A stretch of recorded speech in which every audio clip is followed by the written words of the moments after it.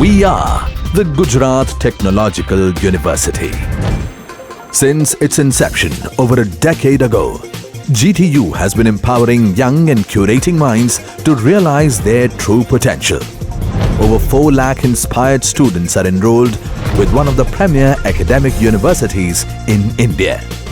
With more than 450 affiliated colleges in its fold operating across 5 zones of the state, GTU, the International Innovative University, your place to move forward.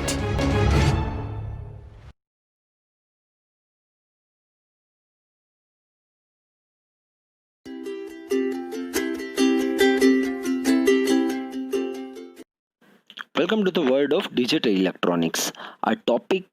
Today's topic is logic families of digital electronics. Digital electronics ની અંદર જો આપણે વાત કરીએ તો logic families જેમ કે RTL, DTL, TTL, CMOS આ બધાને ડિજિટલ ઇલેક્ટ્રોનિક્સના લોજિક ફેમિલીઝ તરીકે ઓળખવામાં આવે છે. લોજિક ફેમિલીઝ એટલે કે એવા ફેમિલી કે જે ડિફરન્ટ કમ્પોનન્ટને કમ્બાઈન કરીને કોઈ પણ બુલિયન ઇક્વેશન છે અથવા તો કોઈ પણ લોજિક ઓપરેશન છે એને કેરી આઉટ કરી શકે અથવા તો એને પરફોર્મ કરી શકે પ્રોપરલી, એવા લોજિકને લોજિક ફેમિલીઝ તરીકે ઓળખવામાં આવે છે. તો એની અંદર આપણે આપણા ફર્સ્ટ લોજિક ફેમિલી એટલે કે RTL વિશે જો વાત કરીએ તો RTL લોજિક ગેટ છે એ ટ્રાન્ઝિસ્ટરનો ઉપયોગ કરે છે અને મલ્ટિપલ ઇનપુટ સિગ્નલને કમ્બાઈન કરે છે. આ ઉપરાંત એને એમ્પ્લિફાય કરવાનું અને રિઝલ્ટિંગ સિગ્નલને ઇન્વર્ટ કરવાનું પણ કાર્ય કરે છે. It also use additional transistor is included to re-invert the output signal. Output સિગ્નલને રી-ઇન્વર્ટ કરવા માટે એડિશનલ ટ્રાન્ઝિસ્ટરનો પણ ઘણીવાર ઉપયોગ કરવામાં આવે છે. This combination provides clean output signal and either inversion or non-inversion as needed. કે ઘણીવાર કેવું થતું હોય છે કે આ કોમ્બિનેશન છે એ આપણને ઇન્વર્ઝન અને નોન ઇન્વર્ઝન બંને પ્રોવાઈડ કરતું હોય છે. RTLની આપણે વાત કરીએ છીએ. RTL gates are almost as simple as DL gates, એટલે કે DL ગેટની જેટલું જ સિમ્પલ છે અને ખૂબ જ ઇનએક્સપેન્સિવ છે. આ એનો મુખ્ય બેનિફિટ છે એવું આપણે કહી શકીએ છીએ. They also are handy because both normal and inverted signal are often available. ખૂબ જ હેન્ડી છે અને મેઇન બેનિફિટ એ છે કે નોર્મલ અને ઇન્વર્ટેડ સિગ્નલ છે બે બહુ ઇઝીલી અવેલેબલ રહે છે. However they do draw a significant amount of current from the power supply for each gate. Man આનો જો ડિસએડવાન્ટેજ થોડો ઘણો પણ હોય ને એની આપણે વાત કરીએ તો એ છે કે પાવર સપ્લાય છે એમાંથી કરંટને મેક્સિમમ ડ્રો કરી લે છે, ઘણીવાર સિગ્નિફિકન્ટ અમાઉન્ટની અંદર ડ્રો કરે છે ઈચ ગેટના ઓપરેશન માટે. Another limitation is that RTL gates cannot switch at the high speeds used by today's computer. RTL gate છે એને સ્વિચ નથી કરી શકાતા આજના જે કમ્પ્યુટર છે, ઓલ્ધો they are still useful in slower application. જ્યારે સ્લોઅર એપ્લિકેશનની આપણે વાત કરીએ ત્યારે RTLના જે ગેટ્સ છે એ ઉપયોગમાં લઈ શકાય છે એવું કહી શકાય છે. Also they are not designed for linear operation. Linear operation માટે તેને ડિઝાઇન કરવામાં નથી આવેલા એવું કહેવાય છે. RTL integrated circuits are sometimes used as inexpensive small signal amplifiers. Small signal amplifier તરીકે પણ એનો ઉપયોગમાં લેવામાં આવે છે. or as interface devices between linear and digital circuit. Linear અને ડિજિટલ સર્કિટની અંદર એને બફર તરીકે અથવા તો ઇન્ટરફેસ ડિવાઇસ તરીકે પણ તેનો ઉપયોગ કરી શકાય છે એવું કહેવાય છે. તો આ વાત થઈ RTLના ઇન્ટ્રોડક્શનની. હવે આપણે વાત કરીએ RTL લોજિક સર્કિટની, એટલે કે પ્રોપર લોજિક સર્કિટ વિશે જો આપણે વાત કરીએ તો વી can say that register transistor logic. RTL is a class of digital circuits built using resistor as the input network and bipolar junction transistor means BJT. જે BJT છે એને બાયપોલર જંકશન ટ્રાન્ઝિસ્ટર તરીકે ઓળખવામાં આવે છે કારણ કે બંને બાજુ કરંટનું વહન કરી શકે છે, એટલે કે it flows the current in both direction. તો જો BJTની આપણે વાત કરીએ કે જેને આપણે અહીં સ્વિચિંગ ડિવાઇસ તરીકે વાપરીએ છીએ, BJTના મુખ્ય બે ટાઈપ છે, NPN અને PNP. NPN એટલે કે બે N ટાઈપ સેમિકન્ડક્ટર અને એક P ટાઈપ સેમિકન્ડક્ટરની મદદથી બનેલો હોય છે જેની અંદર કરંટની ડાયરેક્શન છે એ બહારની બાજુ હોય છે, એને NPN તરીકે ઓળખવામાં આવે છે. બીજા ટ્રાન્ઝિસ્ટરની આપણે વાત કરીએ તો બીજું ટ્રાન્ઝિસ્ટર છે PNP ટ્રાન્ઝિસ્ટર, કે જેની અંદર બે P ટાઈપ સેમિકન્ડક્ટર હોય છે અને એક N ટાઈપ સેમિકન્ડક્ટર હોય છે. આ ઉપરાંત એના 3 ટર્મિનલની આપણે વાત કરીએ, 3 રિજિયનની વાત કરીએ તો એ છે એમિટર, બેઝ અને કલેક્ટર. એના વિશે આપણે ઓલરેડી જાણીએ છીએ.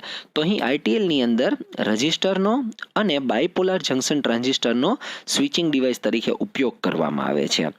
RTL is the earliest class of transistorized digital logic circuit used, એટલે કે પહેલાના સમયની અંદર જે transistorized digital logic circuit use કરવામાં આવતી હતી એનો એક આ ભાગ છે.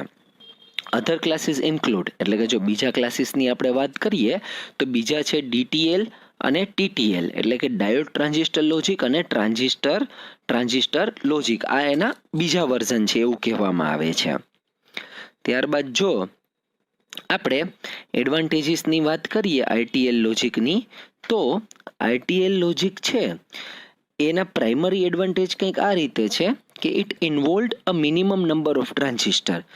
કોઈ પણ ડિજિટલ સર્કિટને જો મિત્રો ડિઝાઇન કરવામાં આવે તો એ પણ નક્કી કરવામાં આવે છે કે કેમાં મેક્સિમમ પ્રમાણની અંદર આપણે કોસ્ટને ઘટાડી શકીએ, કોસ્ટને રિડ્યુસ કરી શકીએ. એટલે કે જો number of less component are used then we can reduce a greater amount of cost which is used for manufacturing.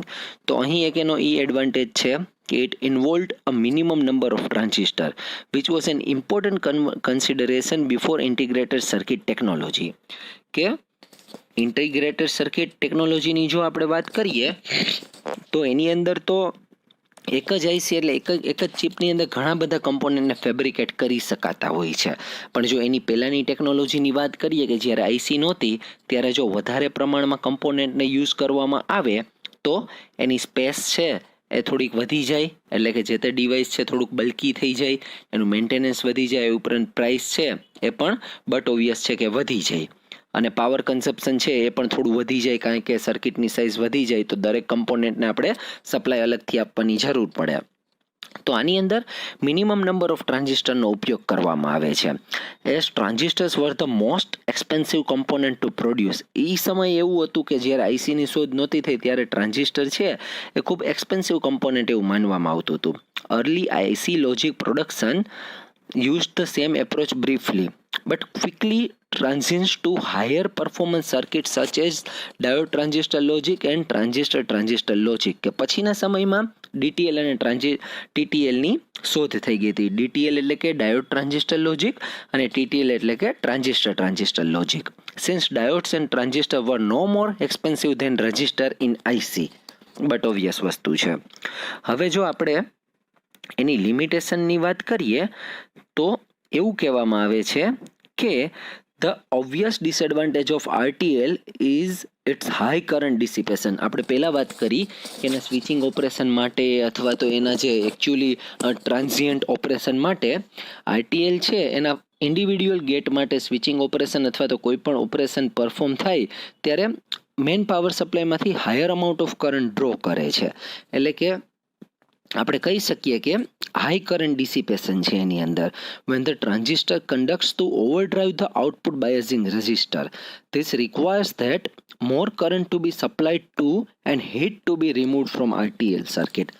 હવે જો મિત્રો ખૂબ જ એવિડન્ટ છે આ વસ્તુ કે પાવર ડિસિપેશન વધશે તો મોર કરંટ ટુ બી સપ્લાઇડ, એટલે કે કરંટની સપ્લાય પછી વધારે આપણે કરવી પડશે, કારણ કે ડિસિપેશન વધારે થાય પણ ઓપરેશન છે તે પરિપૂર્ણ કરવા માટે એટલો આપણે સપ્લાય આપવો પડશે.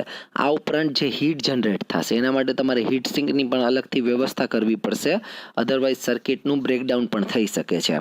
In contrast TTL circuit minimise both of this requirement. આના કરતાં વિપરીત જો વાત કરીએ તો TTLની અંદર આ કોઈ પ્રકારની વસ્તુની એટલે કે એક્સ્ટ્રા પાવર સપ્લાય આપવાની અથવા તો હીટ સિંકની કે કોઈ પણ વસ્તુની જરૂરિયાત પડતી નથી, આપણે એવું કહી શકીએ છીએ. Lanchester says that integrated circuit RTL NOR gates which have one transistor per input may be constructed with any reasonable number of logic input and gives an example of an input NOR gate. એટલે કે લાન્ચેસ્ટર એવું કહે છે કે integrated circuit RTL NOR gate જે છે એને જો કન્સ્ટ્રક્ટ કરવામાં આવે રિઝનેબલ નંબર ઓફ લોજિક ઇનપુટની મદદથી તો એ આપણને 8 ઇનપુટવાળા NOR ગેટનું એક એક્ઝામ્પલ આપે છે એવું કહેવામાં આવે છે. Standard integrated circuit RTL NOR gate can drive up to the 3 other similar gates. એટલે કે જો સ્ટાન્ડર્ડ ઇન્ટિગ્રેટેડ સર્કિટ જે RTL NOR ગેટની મદદથી બનેલી છે એ 3 બીજા એના જેવા સિમિલર ગેટને ડ્રાઈવ કરી શકે છે. Alternatively we can say that it has enough output to drive up to 2 standard integrated circuit RTL buffer. તો આપણે એવું પણ કહી શકીએ કે એની મદદથી 2 સ્ટાન્ડર્ડ IC RTL બફરને પણ ડ્રાઈવ કરી શકાય છે. each of which can drive up to 25 other standard RTL NOR gate.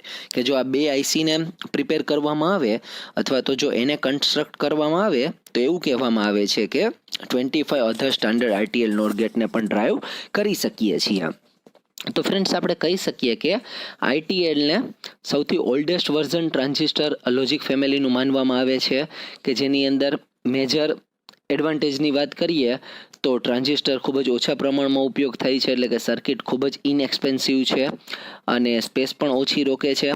પરંતુ જો આપણે ડિસએડવાન્ટેજની વાત કરીએ તો દર વખતે ઓપરેશન માટે મેઇન પાવર સપ્લાયમાંથી કરંટ પર્ટિક્યુલર દરેક ગેટ માટે વધારે ડ્રો કરવામાં આવે છે, એટલા માટે પાવર સપ્લાયની રિક્વાયરમેન્ટ પણ વધી જાય છે અને હીટ જે જનરેટ થઈ છે હીટને પણ ડિસિપેટ કરવી પડે છે, એના માટે અલગથી હીટ સિંકની પણ જરૂરિયાત પડે છે. તો આ આપણે વાત કરીએ આપણા RTL લોજિકની. નેક્સ્ટ લેક્ચરની અંદર આપણે DTL એટલે કે ડાયોડ ટ્રાન્ઝિસ્ટર લોજિક વિશે વાત કરશું અને તે કઈ રીતે યુઝફુલ છે, નવા વર્ઝન પ્રમાણે કઈ રીતે સિંક કરી શકે છે ઇલેક્ટ્રોનિક્સ ડિવાઇસીસ સાથે, એના વિશે પણ આપણે થોડી ડિટેલમાં માહિતી